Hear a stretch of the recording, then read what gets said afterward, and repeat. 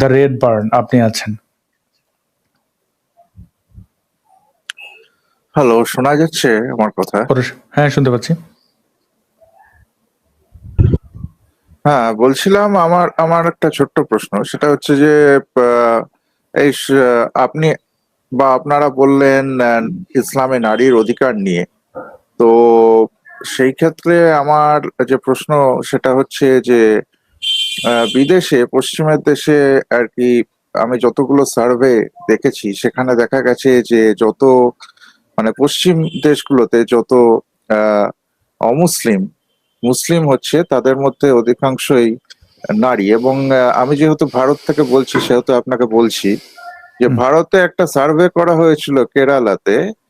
তো দেখা গেছে যে কেরালাতে যত হিন্দু থেকে মুসলমান হচ্ছে তার মধ্যে 72% হচ্ছে নারী।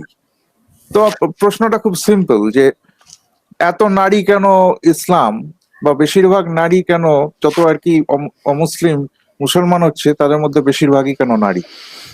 আচ্ছা, আমি এখানে একটু দুটো জিনিস যুক্ত করি। পশ্চিমের দেশে কিন্তু প্রচুর মানুষ ইসকনের সদস্য হচ্ছেন, এবং এটার কারণ এত বেশি স্বাধীনতা, এত বেশি সবকিছু উন্মুক্ত। একটা সময় পরে মানুষ তার জীবনের অর্থ হারিয়ে ফেলে। অনেক মানুষ আছে যারা মানে খুঁজে পায় না। ধরেন, অ্যাডাল্ট হওয়ার পর থেকে ক্লাবে পার্টি করে করে করে করে সে একটা সময় মদ, পার্টি এগুলোর উপরে বিরক্ত। তখন তার মনে হয় যে না, আমি একটা একটা পিসফুল জীবন চাই। তো পিসফুল জীবন কিরকম হয়? এই যে ইসকনের সাথে যুক্ত হয়ে অনেকে নাচেন, গান, তারা মনে করেন এটাই তার ধর্ম, এটাই তার আনন্দ। আবার কেউ কেউ ইসলামের এই বোরখা বা এই যে কট্টর নিয়ম এগুলোর মধ্যে ঢুকে তার তার মনে হয় যে না, এটাই আমার জীবনের মানে। আসলে জীবনের মানে আপেক্ষিক। এবার ভারতে বা বাংলাদেশে বা নারীরাই কেন বেশি ধর্মান্তরিত হন? দেখুন, একজন পুরুষকে যখন এই ধরনের লোভটোপ দেখানো হবে, পুরুষরা সাধারণত একটু কঠোর হয়, একটু চিন্তাভাবনা দিক থেকে, মানে পুরুষের তৈরি একটা ধর্ম আর এক পুরুষের কাছে বেচতে গেলে না, পুরুষ বোঝা যায় যে এখানে ধান্দা আছে। নারীরা উদার, নারীরা সরল, নারীদের মন বলে না নদীর মতো, মানে নারীরা খুব দ্রুত প্রতারিত হন। এবং এই পুরুষতান্ত্রিকতার যে বেড়াজাল, এটা নারীরা খুব ভালোভাবে অনুধাবন করেন না। এবং ধর্মপ্রচারক যারা আছে তারা তো হারে আরামজাদা। এরা এমনভাবে মধু মিশিয়ে এই কথাগুলো বলে যে নারীরা বিশ্বাস করে ফেলেন। নারীরা মনে করেন এটাই মুক্তির জায়গা, প্রতারিত হন। এবং নারীরা প্রতারিত হওয়ার পরে সেখান থেকে ফিরে বের হয়ে আসতে পারেন না। এখানে সামাজিক অনেক বাধ্যবাধকতা থাকে। আর হিন্দু ধর্ম থেকে কেউ ইসলাম গ্রহণ করলে তার পক্ষে তো ফেরা সম্ভবই না, কারণ এই জাত পাত, সে মানে এগুলো অনেক বাধ্যবাধকতা থাকে। একজন পুরুষ সবকিছু লাথি মেরে সে হয়তো মুসলিম হয়েছে, আবার ইসলাম ত্যাগ করে ফেলতেও পারে, কারণ সে তার এই সমাজ তাকে ওইভাবে বেঁধে রাখে না যতটা নারীকে বেঁধে রাখে। আপনার শহরে একজন নারী চাইলেই স্বাধীনভাবে হাঁটতে পারবেন না, হোক সে হিন্দু, হোক সে মুসলিম, হোক সে খ্রিস্টান। এই সামাজিক বাধ্যবাধকতার কারণে আমাদের ভারতবর্ষে এই ধর্মান্তরের ব্যাপারটা হয়। মাসুদ ভাই যদি যুক্ত করেন। আমি একটু সাথে বলি, রেডওয়ান ভাই, আমাদের লাইভের শুরুতে আমরা নাজনীন আক্তার আমাতুল্লাহ নামে একজনের একটা ফেসবুক আইডি নিয়ে কথা বলেছিলাম, বা তার একটা বিষয় নিয়ে। এই মেয়েটা একসময় মডেল ছিল, অভিনেত্রী ছিল, যদিও খুব ভালো অভিনেত্রী ছিল সেরকম না, যাই হোক। তো পরে সে কোনো একটা জায়গায় প্রেমে প্রতারিত হয়েছে বলে দাবি করেছে, এবং সেখান থেকে সে আল্লাহর পথে গিয়ে সে আল্লাহর বান্দি হয়ে সে আল্লাহওয়ালা, মানে হিজাবি হয়ে গেছে। এখন সে এক মোল্লা হুজুরকে বিয়ে করেছে। হুজুরকে বিয়ে করার পর সে হুজুরের চরিত্র নিয়ে সে দেখেছে হুজুরের চরিত্রহীনতা।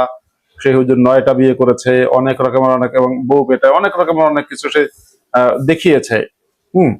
এখন এই আপনি দেখবেন, এই নারীটা যদি ইসলামে বিশ্বাস হারিয়ে ফেলে, তারপর সে কিন্তু বোরকা ছাড়তে পারবে না।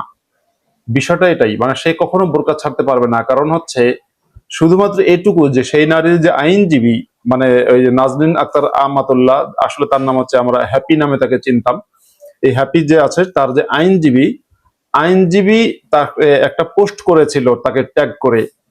আইনজীবী নারী, তার আইনজীবীও নারী, কিন্তু সেই নারী বোরকা পরা না। শুধুমাত্র এই কারণে হাজার হাজার কমেন্ট ওই নাজনীন আক্তারের পোস্টে, বা তাকে নিয়ে মুসলমানরা কমেন্ট করেছে, হুজুররা বলেছে কি খারাপ নারী, একজন বেপর্দা আইনজীবীকে সে আইনজীবী কিন্তু কাফের না, সে আইনজীবী মুসলিম, কিন্তু আইনজীবী বোরকা পর্দা করে না বলে বলছে বেপর্দা বেহায়া একজন আইনজীবীর সাথে সে আইনজীবীকে নিয়োগ দিয়েছে এবং সে আছে ইসলামের শত্রু। তো সুতরাং আমি প্রথম কথা যে বিশ্বে যারা ইসলাম গ্রহণ করেছে তাদের মধ্যে বেশিরভাগ নারী, এমন কোনো পরিসংখ্যান আমার জানা নেই। পরিসংখ্যানটা সত্য হতে পারে, সত্য নাও হতে পারে। এবার ধরি যে যদি বেশিরভাগ নারী হয়, কিন্তু এই যে এত নারী, আমার যে কথাটা হচ্ছে, যেটা আমি বলতে চাইছি, যে এদেরকে প্রতারিত করা সোজা, যেটা আসাদ নূর সাহেব বললেন, সেটা আমি তার কথার খেই ধরেই বলছি। তো এটা থেকে কি নারীদের নির্বুদ্ধিতা বা অজ্ঞতার পরিচয় পাওয়া যায় না ইন জেনারেল? না, না না, সেটা পাওয়া যায় না। তাদেরকে এত এত এত সহজেই কেন প্রতারিত করা যাবে? দেখুন, পুরুষরা হতে পারছে না? আমি একটা উদাহরণ দিচ্ছি আসাদ ভাই, একটু আমাকে সুযোগ দিন।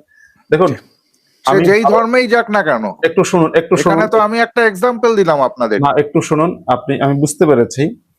আমি একটা উদাহরণ বলছি। ভারতের একজন নারী, সে কোথায় থাকে কি আমি কিছুই বলছি না, আমি শুধু এটুকু বলছি আমার নিজের এক্সপিরিয়েন্স, অভিজ্ঞতা।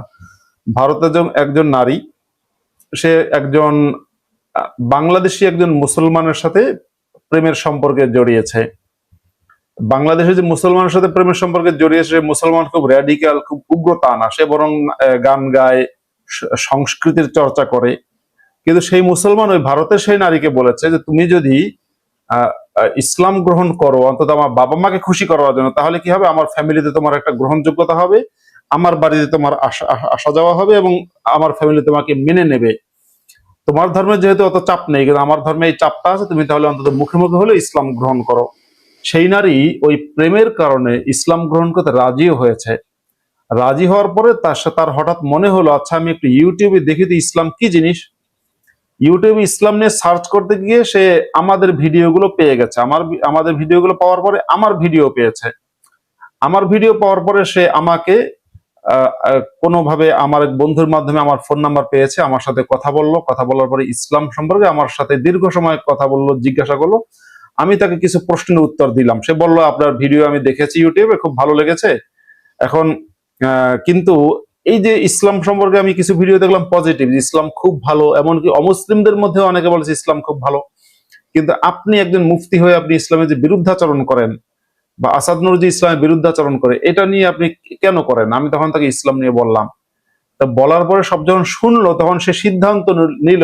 সে প্রথমে সিদ্ধান্ত নিয়েছিল ইসলাম গ্রহণ করবে তার প্রেমিকের জন্য, কিন্তু পরে সেই সিদ্ধান্ত নিল আমার ওই প্রেমিকের সাথে সম্পর্ক থাক বা না থাক, আমি কোনোভাবেই আর যাই হোক ইসলাম গ্রহণ করব না। সে কোনোভাবে সে ইসলাম গ্রহণ করলো না। এখন ইসলামপন্থীরা সারা বিশ্ব জুড়ে, আপনার দেখতে হবে ইসলামপন্থীদের টার্গেট কি। ইসলামপন্থীদের টার্গেট হচ্ছে নারী। তারা মুসলিম নারী কিংবা অমুসলিম নারী, সকল নারীকে তারা বিছানায় চায়। ধরুন আপনাকে একটা জিনিস বলি ভাই, একটা হিন্দু মেয়ে কোনো কারণে সে হয়তো জীবনে একটা শক হয়েছে, মানে কোনো একটা হিন্দু ছেলে তাকে মানে কোন হিন্দু মেয়ে, সে তার কলেজে কোনো একটা হিন্দু ছেলের সাথে প্রেম করতো। তো কোনো কারণে সেই ছেলেটা তাকে আপনার প্রেমে তার সাথে ব্রেকআপ করেছে বা তার সাথে সম্পর্কটা কন্টিনিউ করেনি। দীর্ঘদিন প্রেমের পরে হিন্দু মেয়েটা না মনক্ষুণ্ণ, মন ভেঙে গেছে তার। এই সময় সে দেখা যায় ইউটিউবে এটা ওটা দেখে, দেখতে হঠাৎ তার কথার কথা বলছি, ভিডিও দেখলো কোনো হুজুরের, এবং দেখলো ইসলামের সৌন্দর্য, ইসলাম নারীকে দিয়েছে সর্বোচ্চ সম্মান, এটা সেটা দেখে তার কাছে ভালো লাগা শুরু হলো। এখন যখনই সে হুজুরের ওখানে একটু লিখবে, হুজুর আমি একজন হিন্দু কিন্তু আপনার কথাগুলো ভালো লাগে, হুজুর কিন্তু তাকে তাৎক্ষণিক চেষ্টা করবে, আপনার হোয়াটসঅ্যাপ নাম্বার দেন। হুজুর চেষ্টা করবো ওই মেয়েটাকে, হুজুরের টার্গেট কিন্তু আরেকটা অন্যরকম টার্গেট, আপনি বুঝতেই পারছেন। 501 দিয়ে আমি হিসাব দিচ্ছি, হুজুরের টার্গেট হচ্ছে রুম নাম্বার 501। হুজুর তাকে ভুং ভাং দিয়ে, পাম পট্টি দিয়ে, যে কোনো মূল্যে বোন আপনি ইসলাম গ্রহণ করেন। এখন বোনকে হুজুর প্রথম যে বোন ডাকলো, ইসলাম গ্রহণ করাতে চাইলো, তার মানে হচ্ছে যখনই আপনি কোনো ব্যক্তিকে ঢেকে দিতে পারবেন, মানে আবদ্ধ করতে পারবেন, কারাগারে বন্দি করতে পারবেন, তখনই কিন্তু সেই ব্যক্তি আপনার হুকুমে চলবে। ধরুন আপনি আজকে কোন ভারতের বা বাংলাদেশের পুলিশ কোন এক ব্যক্তিকে জেলখানায় ঢুকাইলো, যতক্ষণ পর্যন্ত যে ব্যক্তি জেলখানায় না ছিল ততক্ষণ পর্যন্ত কোনো ওই ব্যক্তি স্বাধীন, সে যা মন চায় তাই করতে পারতো। যেমন মানে মোটামুটি অনেক কিছু সে করতে পারতো সংবিধান অনুযায়ী। কিন্তু যখন তাকে জেলখানায় ঢুকালো, তখন তার জন্য সে ওই জেলার তাকে যা বলে সব মানতে বাধ্য। এমনকি দেশের সংবিধানে তার জন্য যা কিছু জায়েজ সেটাও তার জন্য নাজায়েজ হয়ে যায়। মানে সেটাও সে সেখানে পারে না, কারণ ওখানে সে জেলারের হুকুম মতো চলে, উঠে বসে। আপনি যখনই কোনো একটা মেয়েকে মুসলমান বানিয়ে সেই মেয়েটার গায়ের উপরে ওই কালো একটা মানে পোশাকের জেলখানা চাপিয়ে দেবেন, তখন ওই মেয়েটাকে আপনি কন্ট্রোল করতে পারবেন। ওই মেয়েটাকে যদি বলেন যে বোন তো তখন ডেকেছিলাম ইসলামের খাতিরে, কিন্তু ইসলামে আসলে ওই মুখের বোন কোনো বোন না, তা চলেন একদিন একটু আমরা অমুক হোটেলে যাই, একটু কথা বলি, আল্লাহ আল্লাহ এবং রাসূলকে নিয়ে কথা বলবো। তা যাবে হুজুর, আল্লাহ এবং রাসূলকে নিয়ে কথা বলবে এবং যথারীতি মামুনুল মার্কা কাজকর্ম করবে, তাই না? তা যেহেতু ইসলামপন্থীদের টার্গেট হচ্ছে মেইনলি অমুসলিম নারী, এবার অমুসলিম নারীকে তারা দুই ভাবে চায়। একটা হচ্ছে যুদ্ধের মাধ্যমে যুদ্ধ করলো, যুদ্ধের মাধ্যমে সে অমুসলিম যে পুরুষ আছে তাদের স্ত্রী, তাদের বোন, তাদের কন্যা, তাদের মা, তাদের আত্মীয় স্বজন বা ওই অমুসলিম নারীদেরকে হস্তগত করে তারপরে তাদেরকে রুম নাম্বার 501-এ নিয়ে যাওয়া। কিন্তু এটা অত্যন্ত কঠিন প্রসেস, কারণ যুদ্ধ করতে, জিহাদ করতে হবে, জিহাদ করতে গিয়ে আপনি মারাও যেতে পারেন। কিন্তু সেটা না করে আপনি যদি ওইভাবে জিহাদ না করে আপনি যদি জিহাদটা আরেক ভাবে করেন, যে আপনি অমুসলিম নারীদেরকে টার্গেট করলেন, আপনি ধরেন বিবাহিত পুরুষ, আমাদের দেশের হুজুররা তাই করে অনেকে, আপনি বিবাহিত হুজুর পুরুষ বা ইসলামপন্থী পুরুষ বিবাহিত, আপনার মাসনা করার মানে দ্বিতীয় বিয়ে করার শখ জেগেছে, তখন আপনি খুঁজবেন যে কোন অমুসলিম মেয়ের মন ভাঙা বা কোন অমুসলিম মেয়ে হয়তো কোনো কারণে নিজের ধর্মের উপর বিরক্ত, বা কোন অমুসলিম মেয়ে একটু কোনো কারণে সমাজের উপর বিরক্ত বা বাপমার সাথে সম্পর্ক ভালো না, এরকম এই মেয়েদেরকে আপনি খুঁজবেন, খুঁজে খুঁজে ইসলামের কথা বলবেন, ইসলামের দাওয়াত দেবেন, দিয়ে কোনোভাবে তার উপরে আপনি কারাগারটা চাপিয়ে দেবেন। যেই আপনি তার উপরে পোশাকের কারাগার চাপিয়ে দেবেন, শেষ, ওই মেয়ের জীবন শেষ। তো এটা একটা প্রসেস, এটা হচ্ছে একটা ধোঁকাবাজির প্রসেস। এই প্রসেসটা সারা দুনিয়া জুড়ে অনেক শক্তিশালী একটা অংশ, অনেক শক্তিশালী একটা প্রসেস দুনিয়া জুড়ে চলছে। এখানে মেয়েদেরকে আপনি কম বুদ্ধিমান বলতে পারেন না, ইনফ্যাক্ট আমি বলি না, বরং পুরুষরাও ধোঁকা খায়, পুরুষরাও কিন্তু আপনার ইসলাম গ্রহণ করে মানে ধোঁকার শিকার হয় ইসলাম জি, গ্রহণ করে। মাসুদ ভাই, আমি একটু একটা ছোট্ট ভিডিও দেখাই আপনার এই বক্তব্যের সপক্ষে। তো ইমাম সাহেব, আপন চাচাতো বোনের মেয়েকে বিবাহ করা যাবে কি?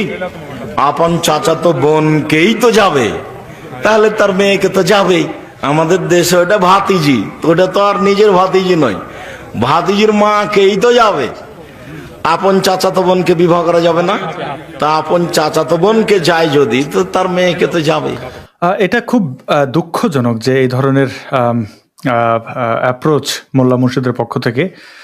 তো বুঝতে পারছেন নিশ্চয়ই যে এখানে বিয়ে শাদীর ব্যাপারটা কিরকম, কতটা জঘন্যভাবে উপস্থাপন করা হয়। আর আপনি নারীদেরকে খুব একটা ক্রোধান্বিত আপনাকে মনে হলো মিস্টার রেডবার্ন, আপনার কেন এটা মনে হয়? মাসুদ ভাই যে কথাটি বলেছেন তাই তো? হ্যাঁ, আমি কথা শেষ করে, হ্যাঁ, আমি সেটাই আমি আপনাকে, হ্যাঁ, আমাকে একটু বলুন। শেষ করতে দিন।